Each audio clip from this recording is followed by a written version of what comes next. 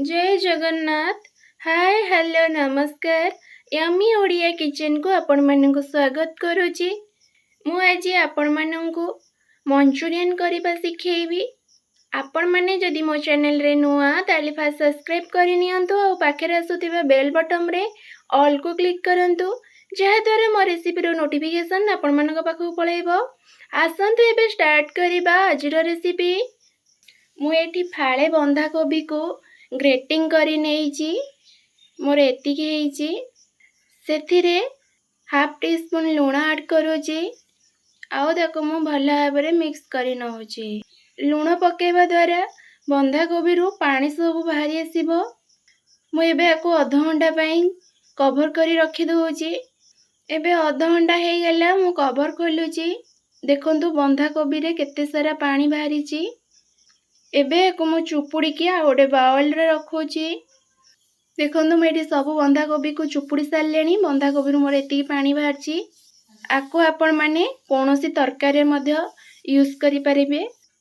मु एबे बंधा कोबी रे मैदा 2 चम्मच ऐड करूची। आ कॉर्नफ्लोर 2 चम्मच ऐड करूची। काश्मीर लंका गुंड ऐड करूची 1 टीस्पून कलर आसीबा पई। 1 पिंच हल्दी गुंड ऐड करूची। हाफ टी स्पून गरम मसला ऐड करूची। अदा रसुण छेचा ऐड करूची 1 टीस्पून। लास्ट जो बंधा कोबी रे लूण पकई थिली से सब पानी रे बाहरी गला। एबे स्वाद अनुसार मु लूण ऐड करीची। ताको मु भल भाबरे मिक्स करी नउची। देखंतु एठी गोटे डोटे प्रस्तुत कर देली। एबे एको मु छोटो छोटो गोल शेप दे दउची। आपण माने जदि मो चैनल रे नुआ ताले फास्ट सब्सक्राइब करि नियंतु और पाखरे आसुथिबा बेल बटन रे ऑल को क्लिक करंतु जहा द्वारा मो रेसिपी रो नोटिफिकेशन आपण मानक पाखु पळेबो। देखंतु मोर एटी एतिकी ही हैला। एबे गैस ऑन करी कढ़ाई बसौची छाणीबा पई। देखंतु एटी तेल सब गरम ही आसिलेनी। मु गोटे गोटे करी छाणुची। आकु मु मीडियम फ्लेम रे ही छाणुची। एबे आ गोटे साइड को उल्टै नबा। एठी दुई साइड को मो पूरा गोल्डन ब्राउन कलर हबा पर्यंत छाणीबी। देखंतु एठी मोर गोल्डन ब्राउन कलर हे गलानी। मु आकु प्लेट को काढी नउची। ओटे पैन बसई कि सेथिरे मु 2 चम्मच तेल ऐड करूची। तेलटा एठी गरम हे गलानी। 5 गला रसुण को गुंडू गुंडू करी काटी नेइची। एथिरे एबे ऐड करूची। रसुणटा एबे ब्राउन कलर हे आसलेनी। गोटे कैप्सिकम को मु एठी लंबा लंबा काटी के ऐड करूची। आको मु हाई फ्लेम रे करूची।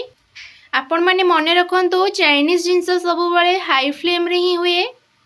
देखंतु ये टिके भाजी हे गलानी। एबे एथिरे ऐड करूची बंधा कोबी मंचूरियन मसला ऐड करूची। एबे एथिरे गोटे चम्मच सोया सॉस ऐड करिबी। 2 चम्मच एठी टमाटो केचप ऐड करूची।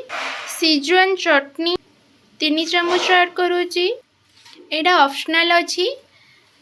आपण मन पाखरे थिले आपण माने ऐड करंतु। छाणी की रखिथिबा मंचूरियन को एथिरे ऐड करूची।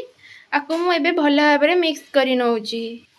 मु एठी भल भाबरे मिक्स करि सारलेनी। एबे काटी की रखिथिबा स्प्रिंग ओनियन को ऐड करूची आ ऊपरे गार्निशिंग पई। एबे गैस ऑफ करी की सर्विंग प्लेट को काढी नउची। आपण माने आको घरे निश्चिंत ट्राई करिवे। केमिति लागिला मते मतामत जणैबे कमेंट सेक्शन रे।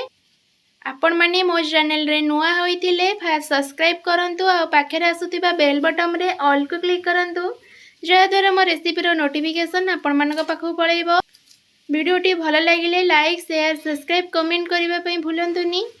आ गोटे नुआ रेसिपीटे नै आपण मानक पाखु पुणी थरे आसीबी। आजि पई रहुची। नमस्कार। जय जगन्नाथ।